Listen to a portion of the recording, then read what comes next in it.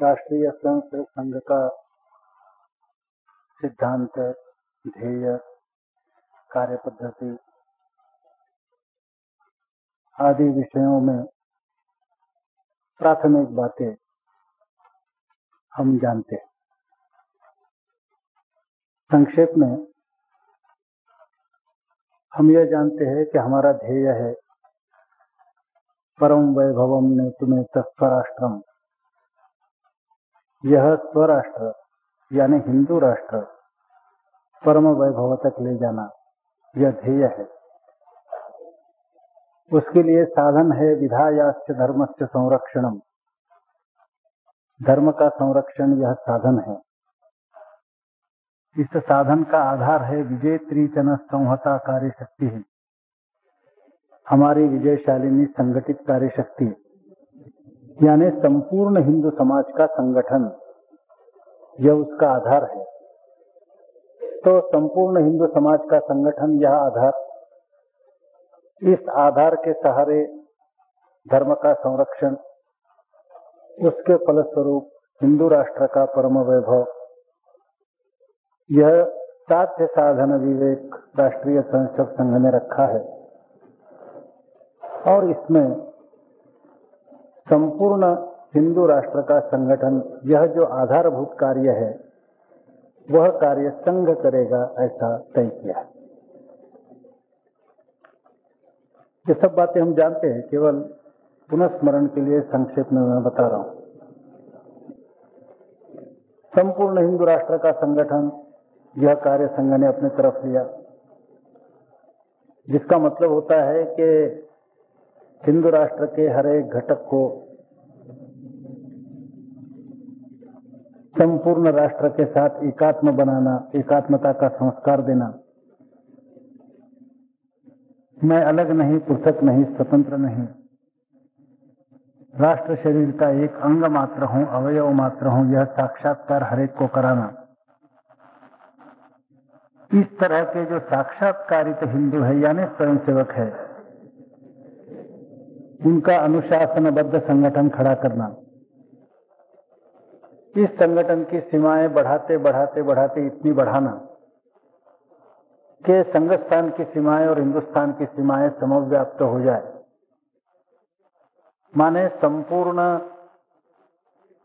हिंदू राष्ट्र ही संघमय हो जाए और संघ हिंदू राष्ट्र में विलीन हो जाए। संघ और हिंदू समाज, यह द्वैत समाप्त हो जाए, यह धारणा लेकर संघ का काम चल रहा है।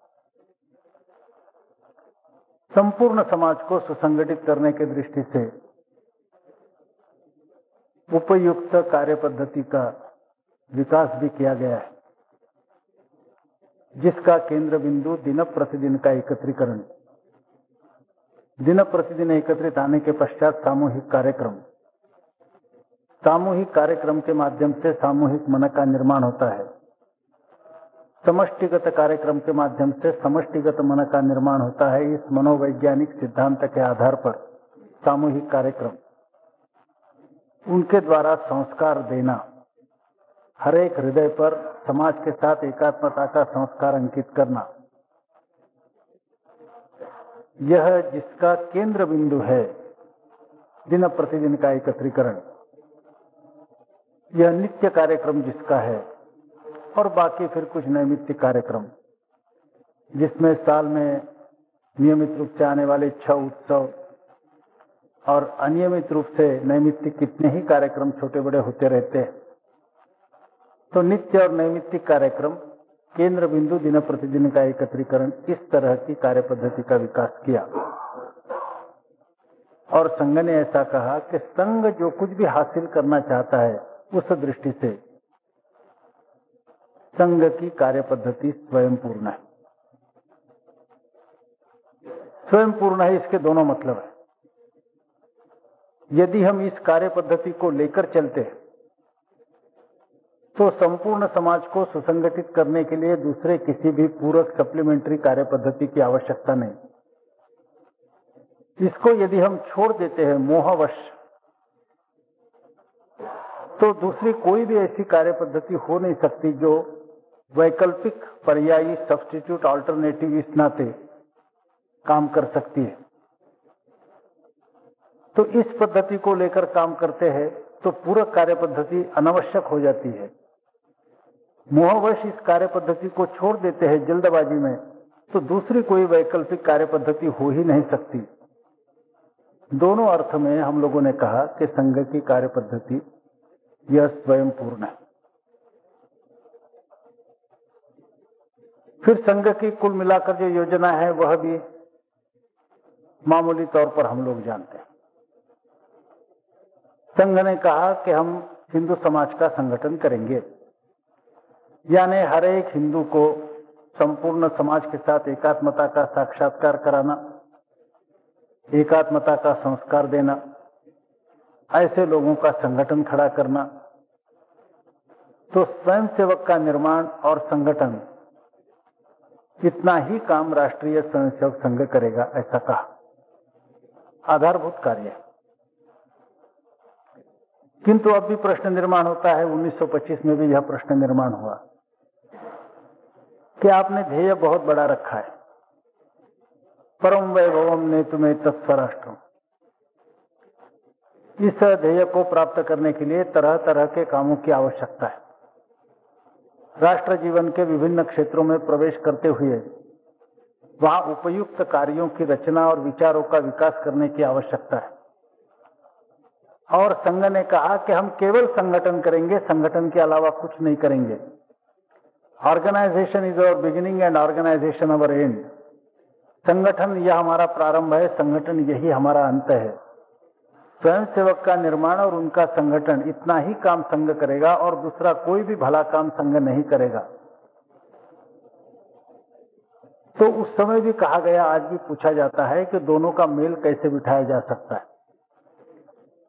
परम वैभव प्राप्त करने के लिए सैकड़ों काम करने की आवश्यकता है राष्ट्र जीवन के विभिन्न क्षेत्रों में, और आप कह रहे हैं कि आप कुछ नहीं करने वाले और संघ कुछ का दूसरा काम नहीं करेगा, केवल स्वयंसेवकों का निर्माण और उनका संगठन।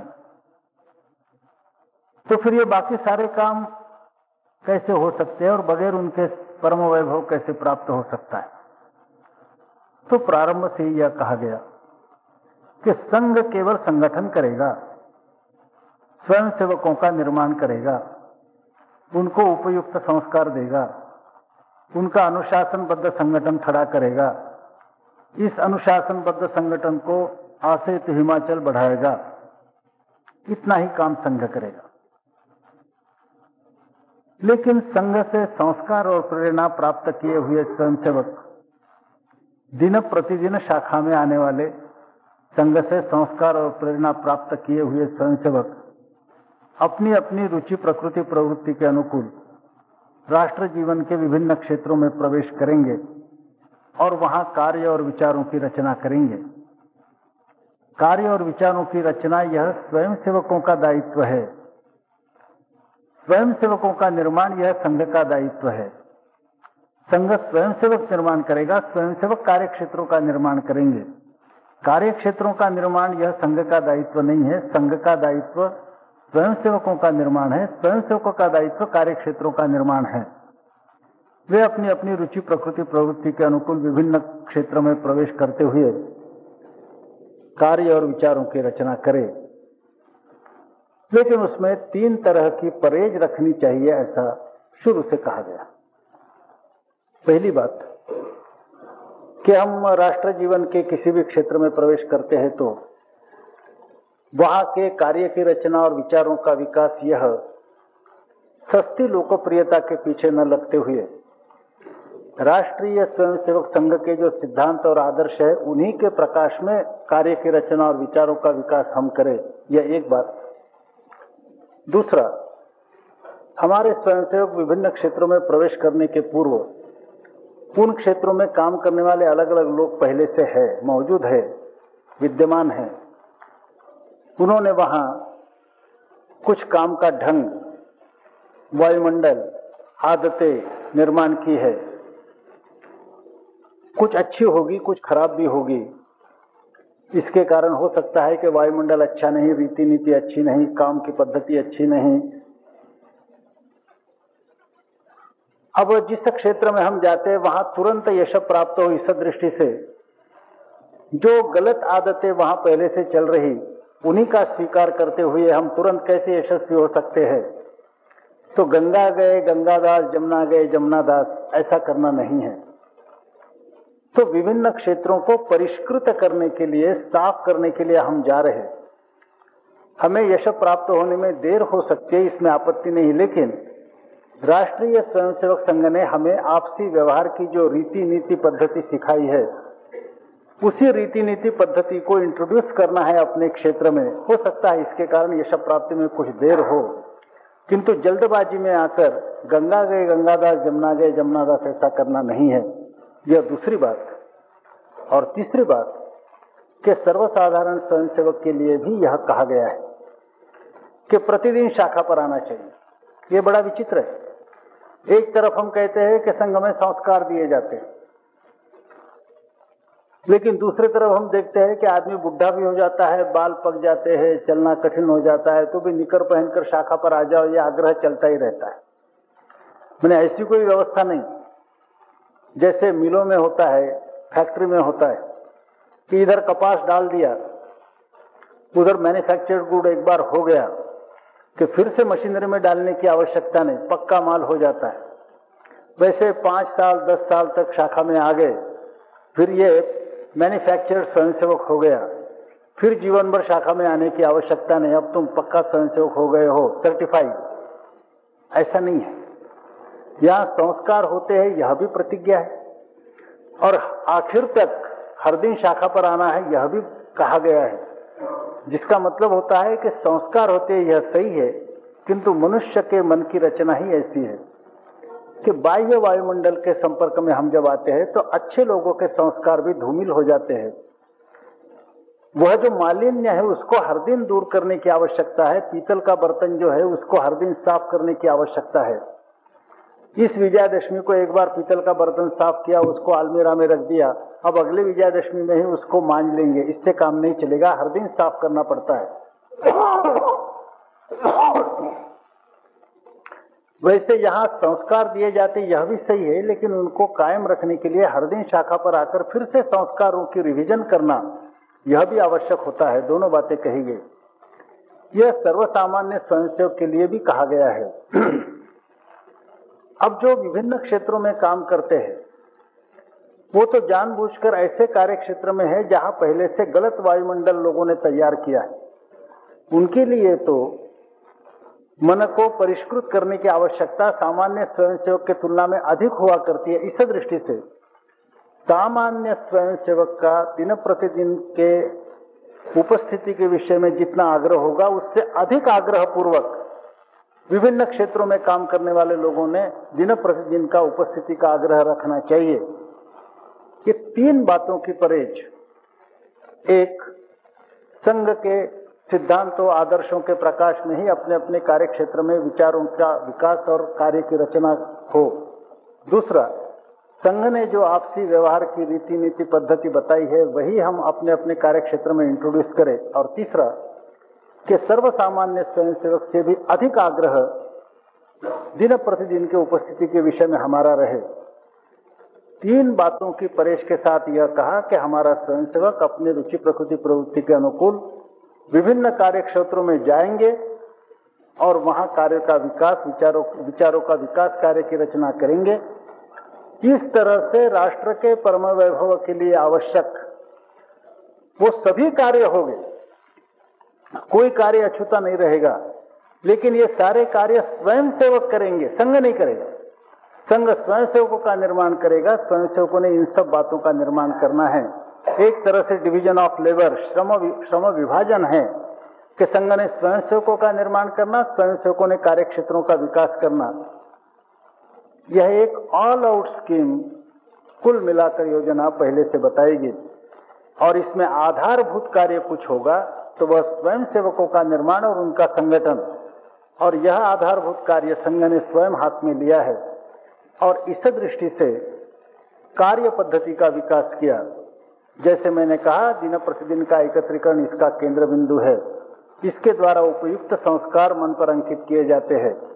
एकात्मता का संस्कार मन पर अंकित होता है और उसके आधार पर फिर विभिन्न कार्य क्षेत्र में स्वयंसेवक काम कर सकते हैं। इस तरह का एक कुल मिलाकर एक योजना इस तरह की राष्ट्रीय स्वयंसेवक संघ ने सोची, 1925 से ही सोची, उसके मुताबिक काम चल रहा और इतने साल से अपना काम चल रहा है। राष्ट्र पुनर्निर्माण के दृष्टि से यही ऑल आउट स्कीम यह उपयुक्त है और उसका आधार जो है माने संगठन, इस दृष्टि से यही कार्य पद्धति एकमात्र कार्य पद्धति हो सकती है और कोई कार्य पद्धति हो नहीं सकती। एष पंथः नान्यद् विद्यते अयनाय, इस तरह का हम लोगों का दावा है। अब ये सारी बातें हम पहले से जानते हैं और इन बातों पर हमारी श्रद्धा भी है, श्रद्धा भी, किंतु श्रद्धा होते हुए भी हम भी बाहर के वायुमंडल के संपर्क में आते हैं, 10 लोगों की बातें सुनते हैं, फिर लगता है कि हमने सुना था बौद्धिक वर्ग में वो था तो ठीक है ही, लेकिन कि बाहर जो बातें चलती है इसका उसका कैसे मेल बिठाया जाए, यह भी कभी कभी वायुमंडल का असर स्वयंसेवक के मन पर भी होता है।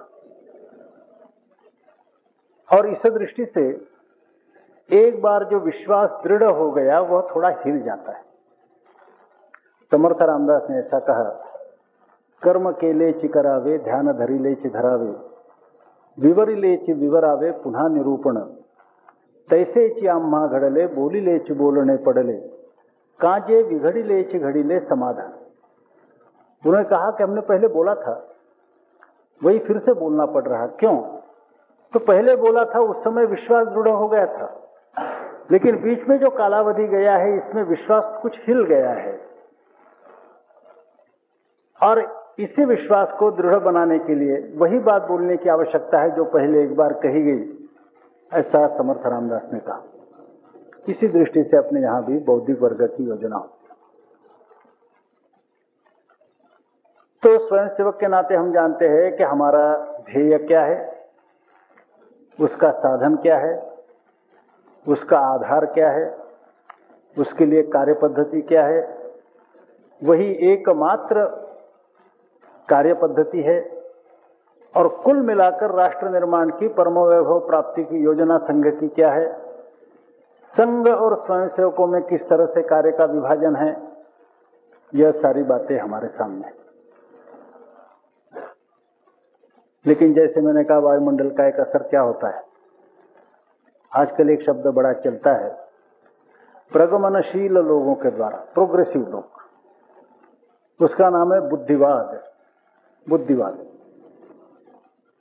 रैशनलिज्म। अब बुद्धिवाद तो अच्छी बात है, बुद्धि से विचार करना, इसमें कोई गलती नहीं, लेकिन प्रगमनशील लोगों के दिमाग में बुद्धिवाद का स्वरूप केवल संशयवाद बन जाता है। हर चीज में संशय, इसमें क्या अर्थ है, उसमें क्या अर्थ है, ये फजूल है, वो फजूल है, इसी को बुद्धिवाद कहा जाता है। अब संघ की प्रतिज्ञा है कि संघ के पद्धति को लेकर हम चले तो राष्ट्र को परम वैभव तक ले जाना संघ की जिम्मेवारी। लेकिन जिम्मेवारी कब है? इसको लेकर चले तो, इसको लेकर चले तो यही कार्य पद्धति उपयुक्त कार्य पद्धति है। इस दृढ़ विश्वास के साथ इसको इंप्लीमेंट करेंगे, इस पर अमल करेंगे तो यह प्रतिज्ञा पूर्वक हम कह सकते हैं कि यह यशस्विता की ओर ले जाने वाली कार्य पद्धति है। लेकिन संशयवाद जो होता है वो कैसे है? जैसे हम लोग दिल्ली से मद्रास जाने के लिए निकले, सोच लिया कहां जाना है, मद्रास जाना है, पहले तय कर लिया कौन सी गाड़ी जाती है, ग्रैंड ट्रंक एक्सप्रेस जाती है, सारा देख लेना पहले, बुद्धिवाद का वो स्थान है, देख लेना, मद्रास ही जाना है, कलकत्ता जाना है ग्रैंड ट्रंक लेना या और कौन। लेकिन एक बार तय हुआ कि ग्रैंड ट्रंक मद्रास तक पहुंचती है, तो फिर यही हमारा काम हो जाता है कि ग्रैंड ट्रंक में अपना बोरिया बिस्तर रखना, खुद को बिठाना और मद्रास आते तक ग्रैंड ट्रंक में बैठे रहना। जो बुद्धिवाद है वो ग्रैंड ट्रंक में चढ़ने के पहले कर लीजिए। लेकिन बुद्धिवाद के नाम पर यदि कोई आदमी धीरज छोड़ देता है, 2.5 घंटे में मथुरा स्टेशन आता है, वो सोचता है भाई 2.5 घंटे हो गए अभी तक मद्रास नहीं आया, मैं कोई गलत ट्रेन में तो नहीं बैठा। वो वहां उतरता है, वो पोर्टर को पूछता है क्यों साहब ये मद्रासी गाड़ी जाती है या और कहीं जाती है? पोर्टर कहता है नहीं साहब मद्रासी जाती है। फिर बैठता है। 45 मिनट के बाद आगरा आता है। वो सोचता है 45 मिनट हो गए, कितना समय हो गया, अभी तक मद्रास नहीं आया। वहां गार्ड के पास जाता है, पूछता है कि साहब यही है ना? फिर गार्ड से आश्वासन लेकर थोड़ा समाधान होता है। ऐसा हर स्टेशन पर उतरता जाएगा, बुद्धिवाद के नाम पर संशयात्मा बन जाएगा और आखिर में नागपुर आने के बाद यदि सोचेगा कि इतने समय तक मैं दिन भर यहाँ बैठा हूँ, मद्रास नहीं आया, मालूम होता है शायद ये गाड़ी ही गलत है, तो अपना बेड बैग लेकर यदि वो नागपुर में ही उतर जाता है तो गाड़ी तो मद्रास पहुंचने वाली है, इसमें कोई संदेह नहीं है। ये भले आदमी मद्रास नहीं पहुंचेंगे, क्योंकि संशयात्मा विनश्यति। बुद्धिवाद अलग बात है, संशयात्मा एक अलग बात है। एक बंदर के बारे में हमने सुना था कि एक बंदर बहुत बुद्धिवादी था। पाश्चिमात्य यूरोपियन लोगों का वो पूर्वज है, हमारा नहीं, यूरोपियन लोगों का पूर्वज है। वो बहुत बुद्धिवादी था। तो उसने सोचा कि ये जो अपना वंशज है वो आम का पेड़ उगाता है, अच्छा पेड़ है, मैंने भी उगाना चाहिए। आम का पेड़ उगाने की क्या प्रक्रिया होती है वो उसने देख ली। फिर एक गुठली पैदा की, जैसा मनुष्य करता है, जमीन खोद ली, उसमें वो गुठली रख दी, मिट्टी ऊपर से डाल दी, सामने के पेड़ पर जाकर बैठ गया और घड़ी देखता रहा। 5 मिनट हो गए, माने 300 सेकंड। बुद्धिवादी आदमी के लिए 300 सेकंड ये बहुत लंबा पीरियड हो जाता है। 300 सेकंड हो गए, लेकिन देखा कि जहां वो गुठली रखी है वहां कोई हलचल ही दिखती नहीं। तो उसको लगा कि कोई हलचल नहीं, कोई गड़बड़ तो नहीं है, कहीं ऐसा तो नहीं कि आम का पेड़ तो आएगा नहीं, लेकिन मैंने जो कैपिटल लगाया है, वो जो गुठली रखी है वहीं की जमीन में लापता तो नहीं हो गई। फिर से वो उतर कर आता है, जमीन को फिर से ऊपर ऐसा वो मिट्टी को ऊपर कर देता है, वो गुठली निकालता है, सामने अफसर रखता है। समाधान होता है कि मेरा कैपिटल तो कायम है, मेरी गुठली तो कायम है। फिर से गुठली रखता है, फिर से उसके ऊपर मिट्टी डाल देता है, फिर से ऊपर जाकर फिर से 5 मिनट के बाद फिर से आकर वो मिट्टी उखाड़ता है। ये 12 साल तक वो करते रहा तो भी आम का पेड़ आने वाला नहीं। यदि आम का पेड़ चाहिए तो बुद्धिवाद के नाम पर संशयात्मा न बनते हुए दृढ़ श्रद्धा के साथ कि मैंने यहाँ गुठली डाली है, इसकी हिफाजत मैं कर रहा हूं, हो सकता है कुछ साल लगेंगे लेकिन आम का पेड़ आने ही वाला है, इस श्रद्धा के साथ वो यदि राह देखेगा और हिफाजत करता रहेगा तब तो आम का मिलेगा। नहीं तो गुठली बार बार निकालने से, 12 साल तक निकालने से भी कुछ नहीं होगा। तो एक बार हमने तय कर लिया कि हमारा ध्येय क्या है, साधन क्या है, उसका मार्ग क्या है, तो अब दृढ़ श्रद्धा के साथ उस पर अमल करते रहना, यही हमारा काम बचता है। लेकिन जैसे मैंने कहा कि बाहर के वायुमंडल में लोग जब आते हैं तब जल्दबाजी आ जाती है। वास्तव में जल्दबाजी से देर होती है, लोग भूल जाते हैं। Undue haste causes delay. इसलिए परम पूजनीय गुरु जी कहते थे हेसन स्लोली, हेसन स्लोली, माने धीरे धीरे जल्दी करो। दिखने में विचित्र दिखता है लेकिन ये गुरु जी का वाक्य है कि हेसन स्लोली। लेकिन लोग जरा प्रगमनशील हो गए, इसके कारण वो धीरज नहीं रख सकता। फिर मन में आशंकाएं खड़ी होती है, साहब हमारा काम है, इतने साल से कर रहे हैं, कैसा होगा? हम पूछते भाई तुम कार्य पद्धति के अनुसार काम कर रहे हो? हाँ कर रहे। कितने साल से कर रहे? इतने 60 साल हो गए। तो तुम्हारे मन में ये क्यों गड़बड़ क्यों आ रही? 60 साल से हम दक्ष आरंभ कर रहे, क्या होगा? हमने कहा भाई तुमने ये सुना है कि हमारी कार्य पद्धति स्वयं पूर्ण है? बोले हाँ ये सुना है। इसको लिया तो पूरे कार्य पद्धति की आवश्यकता नहीं, इसको छोड़ दिया तो वैकल्पिक कार्य पद्धति हो नहीं सकती। बोले इस पर हमारा विश्वास भी है, विश्वास है तो इस पर अमल करो। हाँ कोई पूछेगा साहब जहां संघ की शाखाएं चलती है वहां क्या हर जगह यश आता है? कुछ जगह आता है, कुछ जगह नहीं आता। आप जरा स्क्रूटिनी करके देखिए, यश कहां आता है, अपयश कहां आता है। राष्ट्रीय स्वयंसेवक संघ ने जिस कार्य पद्धति का विकास किया उसके मुताबिक ठीक ढंग से जहां जहां हम चलते हैं वहां शाखाओं में यश आता है, शाखाएं अच्छी चलती है। और बाहर के वायुमंडल के प्रभाव में आकर जब हम कार्य पद्धति से हटकर और जल्दबाजी में आकर कुछ शॉर्टकट लेना चाहते हैं, वहां शाखाएं घट जाती है। शाखाएं दोनों तरह की है, बढ़ने वाली भी है, घटने वाली भी। लेकिन कार्य पद्धति के विषय में जो कहा गया वह ठीक है या नहीं, इसका अनुमान इसी से लगाया जा सकता है कि जहां जहां कार्य पद्धति को हमने ठीक ढंग से अमल में लाया है वहां शाखाएं निश्चित रूप से बढ़ेगी, प्रतिज्ञापूर्वक बढ़ेगी। जहां जहां जल्दबाजी में प्रोग्रेसिव बुद्धिवादी बनकर हम लोगों ने शॉर्टकट लेने का प्रयास किया वहां शाखाएं घट जाएगी। फिर यदि हम कहेंगे साहब हम तो शाखा लगाते हैं, कुछ जाता नहीं, बड़ा कोई इधर देखता नहीं, आकर्षण कम हो गया, आकर्षण कम नहीं हो गया, तुम्हारा धीरज कम हो गया। धीरज के साथ इस कार्य पद्धति को लेकर चलो, काम होगा। जो कुल मिलाकर योजना बताई है कि संघ ने क्या करना है, स्वयंसेवकों ने क्या करना है, जहां जहां धीरज के साथ जो परहेज बताई गई है, संघ के सिद्धांतों के आदर्शों के प्रकाश में ही कार्य की और विकास, कार्य की रचना और विचारों का विकास, संघ की रीति नीति पद्धति का इंट्रोडक्शन अपने कार्य क्षेत्र में, नित्य शाखा संपर्क, तीनों बातों की परहेज जहां जहां रखी जाती है वहां कार्य मजबूत होता है, अच्छा होता है। जहां जल्दबाजी में शॉर्टकट लेने का प्रयास होता है काम बिगड़ जाता है। तो कुल मिलाकर जो योजना है वह योजना संघ की कार्य पद्धति पूर्ण विश्वास के साथ जहां अमल होता है वहां निश्चित रूप से हम आगे बढ़ते हैं। फिर भी लोगों को ऐसा लगता है कि भाई ठीक है, हम मानते हैं, किंतु कुल मिलाकर वायुमंडल देखकर जरा धीरज छूटता है। ऐसा लगता है कि नहीं है, ठीक है, प्रगति हो रही है, हम आगे बढ़ रहे हैं, लेकिन जरा और तेज जाना चाहिए था, क्यों नहीं जा रहे पता नहीं, क्या पुनर्विचार की आवश्यकता है। तो इस दृष्टि से वास्तव में यशस्विता, परिणामकारकता हमारी कार्य पद्धति की और ऑल आउट स्कीम की क्या है, अब इसका अंदाजा कैसा लेंगे, इसमें बड़ी कठिनाई है। कठिनाई यह है कि कौन सी पद्धति कितनी प्रभावी है यह तुलना से ही समझा जा सकता है, लेकिन संघ की किसी दूसरे कार्य के साथ तुलना हो नहीं सकती। संघ यह एक ऐसा अनन्वय अलंकार है कि संघ संघ के समान है और किसी दूसरे संस्था के समान नहीं।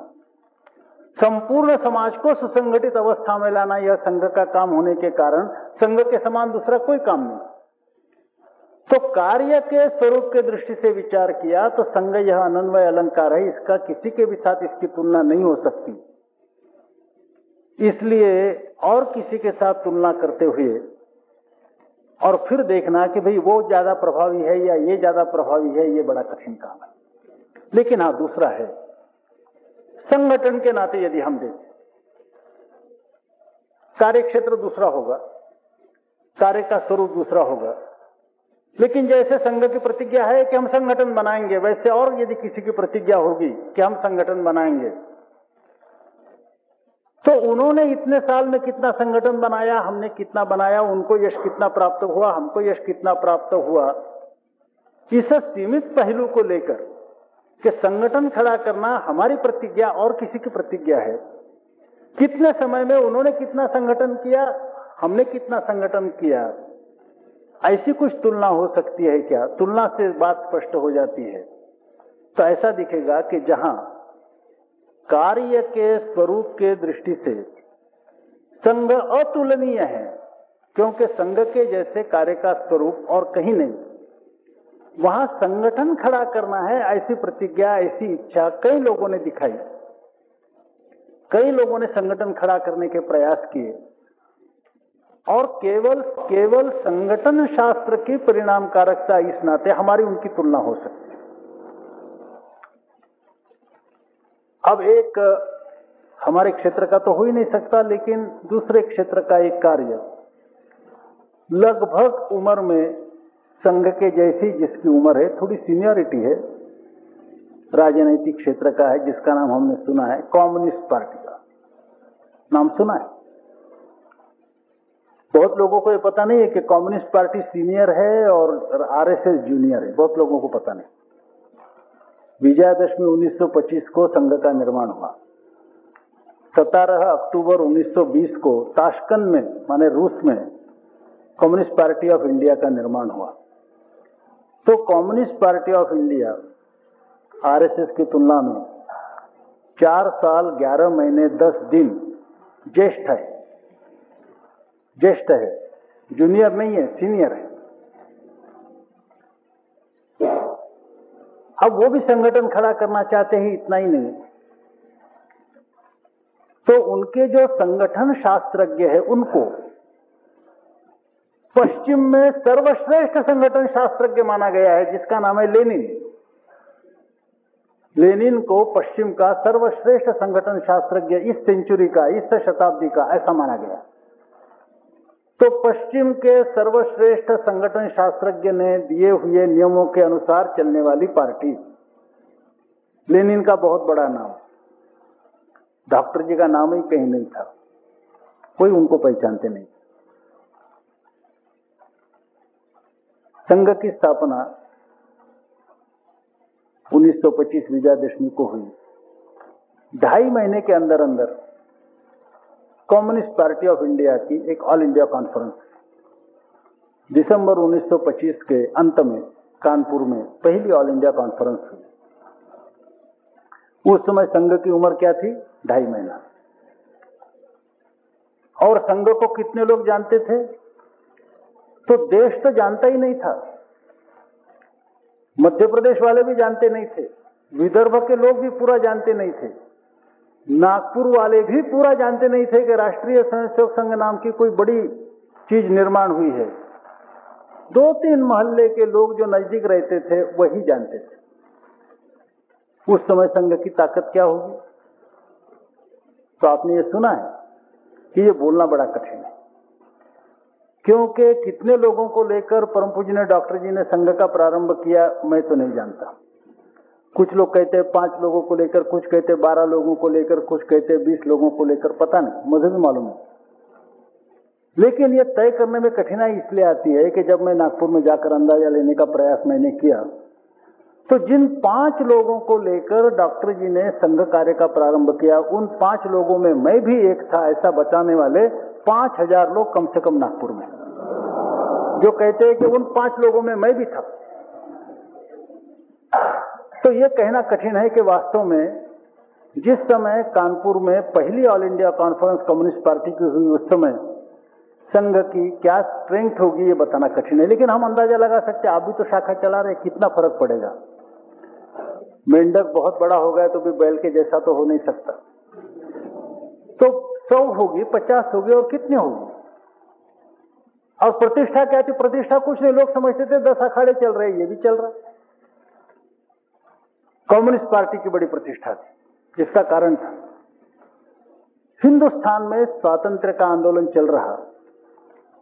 महात्मा जी ने जो अहिंसा का मार्ग दिया था, उससे जो लोग असंतुष्ट थे, कुछ रोमांटिक सेंसेशनल चाहते थे, क्रांति की बात सोच रहे थे, और रूस में यशस्वी क्रांति हो गई। इसके कारण कम्युनिज्म नाम के सिद्धांत की नहीं, लेकिन क्रांति के यशस्वीता का एक आकर्षण यहाँ के जवानों के मन पर था। इसके कारण रूस का अनुकरण करने की और कम्युनिस्ट बनने की इच्छा थी।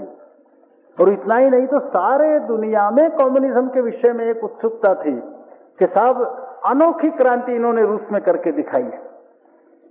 तो संपूर्ण विश्व में इनके नाम का डंका बज रहा था, और हिंदुस्तान के जवान लोग जो अहिंसा से असंतुष्ट थे, वो इज्म के कारण नहीं, लेकिन यशस्वी क्रांति के कारण इधर आकृष्ट हो रहे थे। यह एक अवस्था कम्युनिस्ट पार्टी की थी। और हमारी अवस्था क्या थी? मुश्किल से 50, 60, 100 लोग हो गए, कोई जानते भी नहीं थे क्या चल रहा। और उस समय उनकी संख्या क्या थी? तो पार्टी का रिकॉर्ड दिखाता है कि लगभग 500 डेलीगेट 7 स्टेट से वहां इकट्ठा आए थे। माने जब हम 2.5 महीने के थे, नागपुर वाले भी जब हमारा नाम नहीं जानते थे, उस समय 7 स्टेट से, 7 राज्यों से 500 डेलीगेट्स वहां इकट्ठा हुए थे। अब वो उस समय की परिस्थिति थी। सिद्धांत की दृष्टि से देखा जाए तो कम्युनिज्म का सारे दुनिया में बोलबाला था, और हमारा हिंदुत्व ऐसी एक हवा चल पड़ी जिसके गहराई में जाने की आवश्यकता नहीं, कि हिंदू ऐसा खुद को बोला तो पता नहीं क्या नुकसान होगा पॉलिटिकल, इसलिए मैं हिंदू नहीं यह कहने की होड़ लगी। हिंदू राष्ट्र यह कहना माने बड़ी खतरे की बात मानी जाती है। डॉक्टर जी ने जब कहा कि यह हिंदू राष्ट्र है, तो जो स्वयं अपने को हिंदुत्ववादी कहते थे वो भी जरा हिचकिचाहट करते थे, वो भी बड़े बुद्धिमान डिप्लोमेटिक ऐसी बात करते थे कि साहब यहां सभी हिंदू ही है, कोई हिंदू हिंदू है, कोई मुसलमान हिंदू है, कोई ईसाई हिंदू है, कोई पारसी हिंदू है, सभी हिंदू हिंदू है। माने बड़ी डिप्लोमेटिक पॉलिटिकल हाई लेवल की बात करते थे। जब सीधी सरल ऐसी बात डॉक्टर जी ने कही कि यह हिंदू राष्ट्र है, और नेता लोग तो इस सीमा तक गए थे, वो कहते थे कि मुझे गधा कहो लेकिन हिंदू मत कहो, यहां तक। और जो अपने को हिंदुत्ववादी कहते थे उनके अंदर भी एक न्यूनगंड इंफीरियरिटी कॉम्प्लेक्स यहां तक गया था। आपको आश्चर्य होगा कि यह न्यूनगंड इंफीरियरिटी कॉम्प्लेक्स बढ़ते बढ़ते यहां तक बढ़ा कि जिस समय सत्ता के हस्तांतरण की वार्ताएं शुरू हुई उस समय इन लोगों ने कांग्रेस को बताया कि तुम राष्ट्रीय हो इसलिए तुम अलग रहो। मुस्लिम लीग मुस्लिमों का प्रतिनिधित्व करती है, हिंदुओं का हम प्रतिनिधित्व करते हैं, आप राष्ट्रीय वाले ऊपर रहो, हम उनके साथ निगोशिएशन करेंगे। माने खुद स्वयं अपने को सांप्रदायिक घोषित करने की प्रवृत्ति, इतना इंफीरियरिटी कॉम्प्लेक्स लोगों में आ गया जो अपने को हिंदुत्ववादी कहते थे। तो जो सिद्धांत था वह सिद्धांत इतना अप्रिय था। संघ को डिफेंड करने वाले हमारे बैरिस्टर टीजे केदार, इन्होंने असेंबली में कहा, वो संघ को डिफेंड कर रहे कि मैं डॉक्टर हेडगेवार को जानता हूं, वो पागल आदमी नहीं है जो कहेगा कि हिंदुस्तान या हिंदू राष्ट्र है, ये हमको डिफेंड कर रहे हैं। माने हिंदू राष्ट्र की कल्पना, हिंदुत्व की कल्पना यह कितनी कम लोकप्रिय होगी या अप्रिय होगी इसकी कल्पना हम कर सकते हैं। वहां से हमने कार्य का प्रारंभ किया। ये 1925 का हाल है।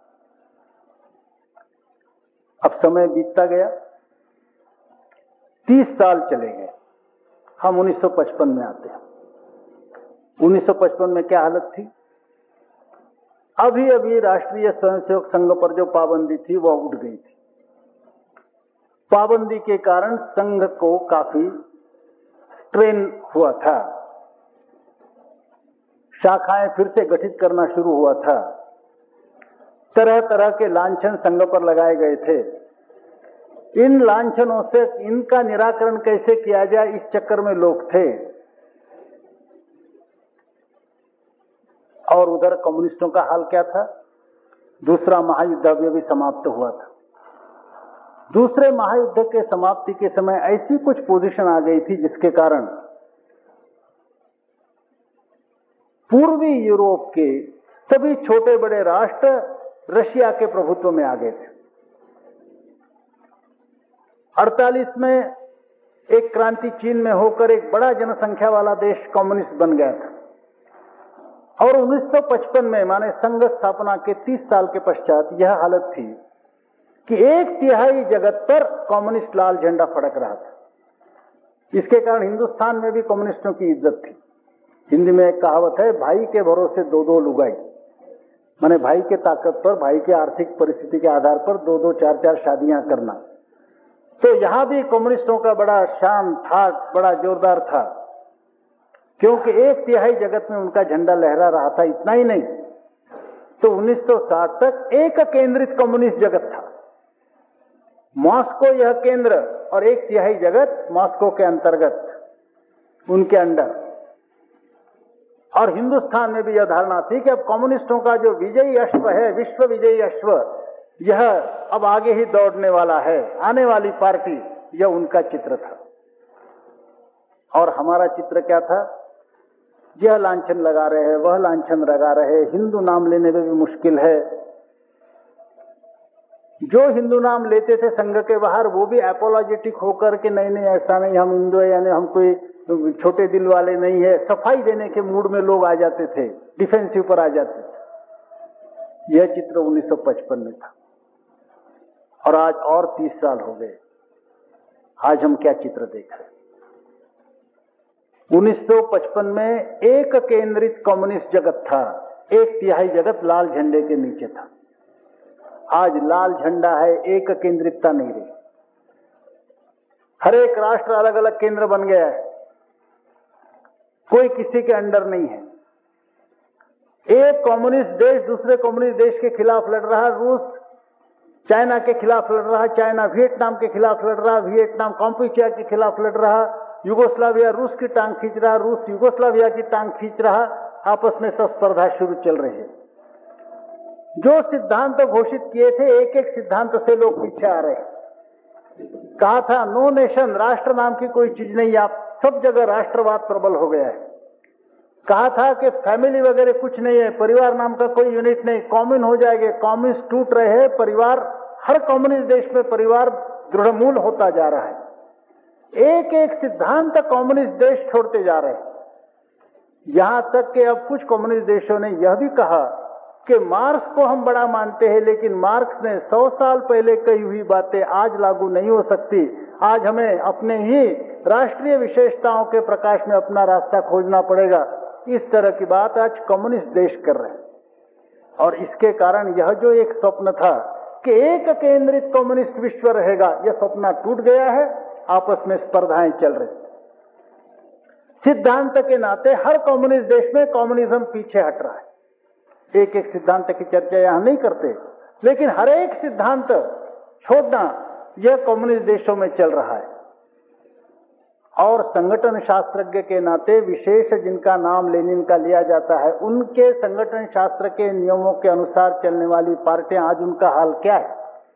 हिंदुस्तान में यदि हम देखते हैं तो हिंदुस्तान में 31 ग्रुप से जो कम्युनिस्ट के नाम से चलते हैं, 31 नक्सलाइट वगैरह सारे मिलकर, माने जो सारे दुनिया को एक छत्र के अंतर्गत लाने के लिए निकले थे, उनके हिंदुस्तान में 31 झगड़े वाले ग्रुप है।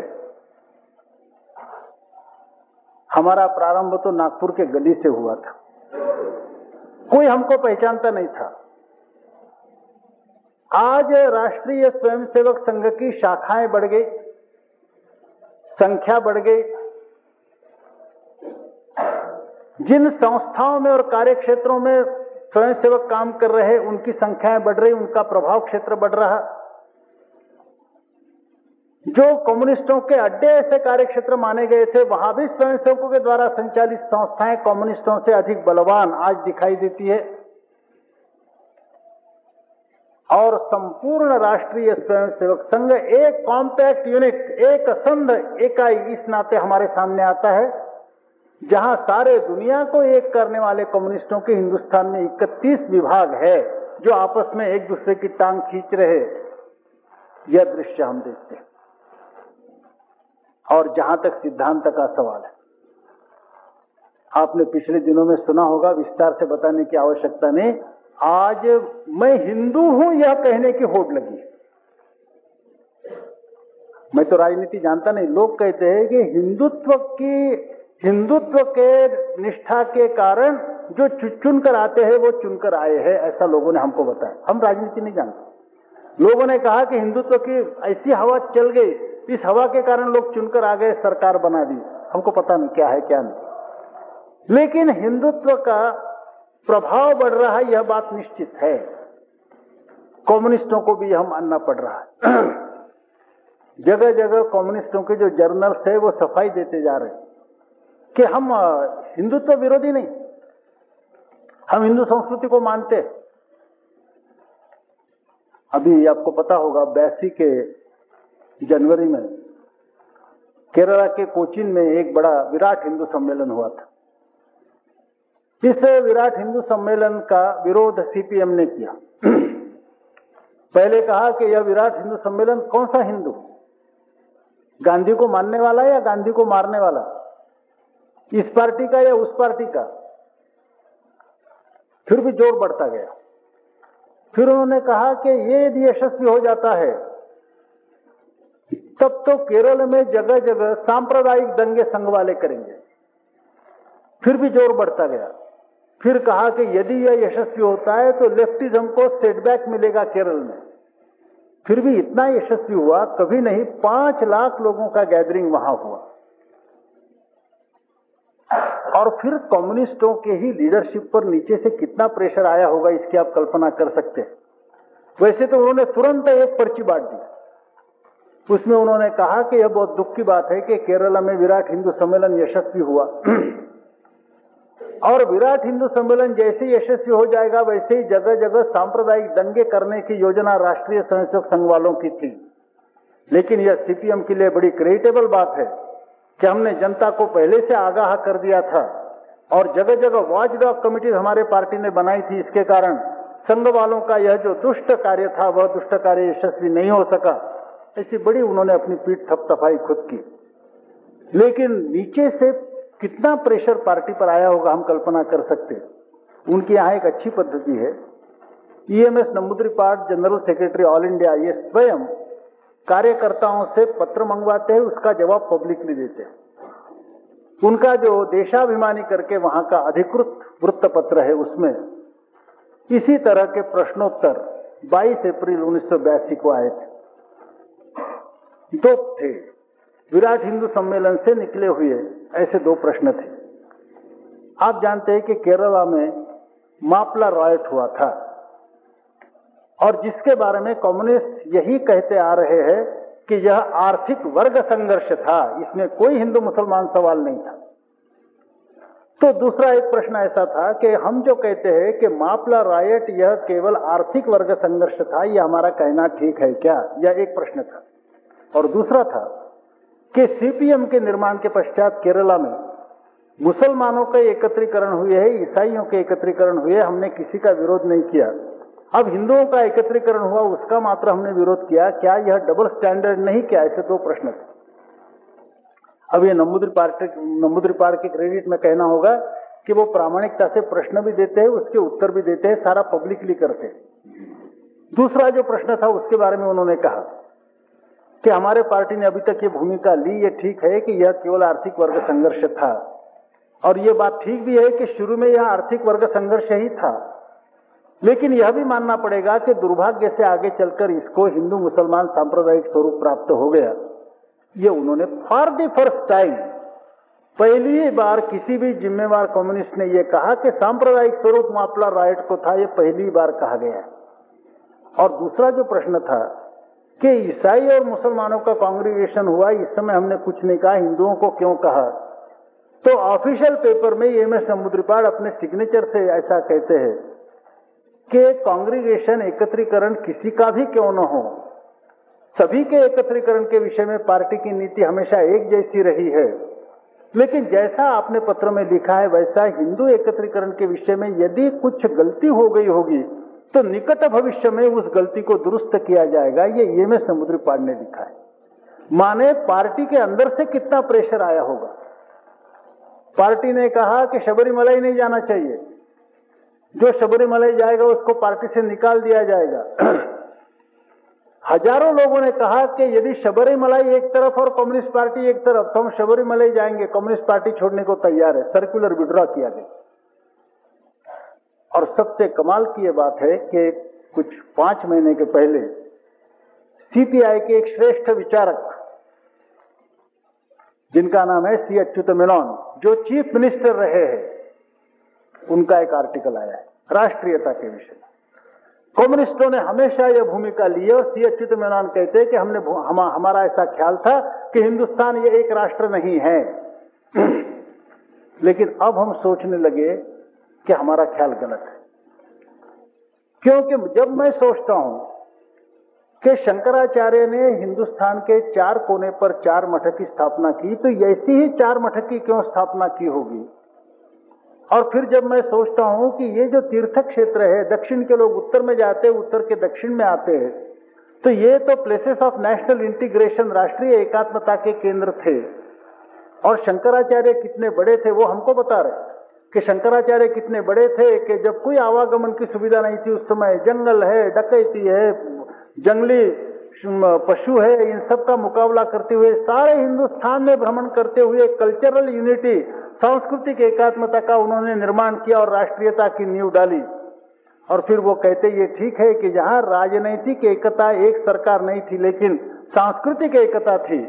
और C Achuta Menon, ex chief minister CPI Kerala, वो अपने इसमें कहते हैं कि इस सांस्कृतिक एकात्मता की नींव कुछ होगी, it is Hindu faith, Hindu faith. उन्होंने एक वाक्य जोड़ दिया डैश देकर, आई डू नॉट से Hindu religion but Hindu faith. अब वो हिंदू रिलीजन और हिंदू फेथ में क्या करते हैं, बाल की खाल निकालते, ये पता नहीं, लेकिन उन्होंने स्पष्ट रूप से कहा कि हिंदू फेथ, इसके आधार पर सांस्कृतिक एकता थी और सांस्कृतिक एकता के आधार पर यहाँ की राष्ट्रीयता थी। यह स्पष्ट स्वीकृति सी अच्युत मेनन आज दे रहे। माने सिद्धांत के दृष्टि से हम जहां से निकले कि मुझे गधा कहिए लेकिन हिंदू मत कहिए, ये श्रेष्ठ नेता कहते थे 1925 में। 1955 में 30 साल के बाद हमको सफाई देनी पड़ती थी कि नहीं नहीं नहीं, हमारा हिंदुत्व कोई संकुचित नहीं है, संकीर्ण नहीं है, हम बड़े अच्छे हैं। और आज कम्युनिस्टों को यह कहना पड़ता है कि यहाँ का एक राष्ट्र है, एक राष्ट्रीयत्व है, कल्चरल यूनिटी है, उसका आधार हिंदू फेथ है। उनके विचारक कह रहे हैं। सिद्धांत के दृष्टि से यह 60 साल का जो प्रवास है, वैचारिक प्रवास, वह किस तरह का है हम देखें। और संगठन की दृष्टि से देखा जाए तो जब सारे दुनिया में उनका नाम था और बोलबाला था कम्युनिस्टों का उस समय, नागपुर के भी अगर बाकी मोहल्ले वाले, दिगर मोहल्ले वाले लोग राष्ट्रीय स्वयंसेवक संघ का नाम नहीं जानते थे, तो हम गली से निकले। और आज हमारी हालत यह है कि सारे देश में तो शाखाएं हैं, विदेश में हमारा काम तरह तरह से फैला है। आज 82 कंट्रीज में, 82 कंट्रीज में हमारे स्वयंसेवक कार्यरत है। माने हम गली से निकले, विश्व के स्तर पर आ गए। और ये संगठन के दृष्टि से देखा जाए तो विश्व के स्तर से उन्होंने प्रवास शुरू किया संगठन का। हर देश में आज उनके एक ग्रुप दूसरे ग्रुप की टांग खींच रहा, और हिंदुस्तान में 31 ग्रुप एक दूसरे की टांग खींच रहे। हम गली से विश्व के स्तर पर पहुंचे, ये विश्व के स्तर से गली के स्तर पर पहुंच रहे हैं। और जो कि वो सिद्धांत लेकर चले संगठन शास्त्र के जो लेनिन ने दिए हुए हैं, तो सिद्धांत और संगठन दोनों दृष्टि से, क्योंकि यह लगभग समकालीन काम है, लगभग समकालीन। ठीक है, 4 साल 10 महीना, 4 साल 11 महीना 10 दिन वो हमसे सीनियर है, तो भी लगभग समकालीन काम है।